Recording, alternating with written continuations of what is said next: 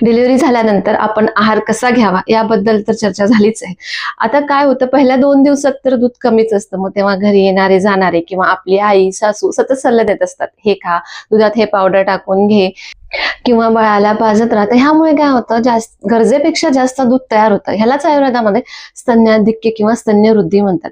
यामुळे आईला स्तन जळ होणे, दुखणे किंवा वेदना होणे असं होतं. तर बाळाला दूध पिण्यास त्रास होतो किंवा पिल्या पिल्या बाळ ओमिट करतं. तर ह्यावेळेस काय करायला पाहिजे, तर ही फेज टेम्पररी फेज असते. ही बाळाची भूक वाढली की हे दूध बाळासाठी सफिशियंट असतं. तर ह्या वेळेमध्ये एक्स्ट्रा जे दूध असतं ते पंपिंग मेथडने किंवा कंप्रेस करून काढून टाकायला पाहिजे. पूर्णपणे काढू नये, कारण डिमांड आणि सप्लाय मेकॅनिझम असतं. पूर्ण काढलं तर पुन्हा तयार होणार.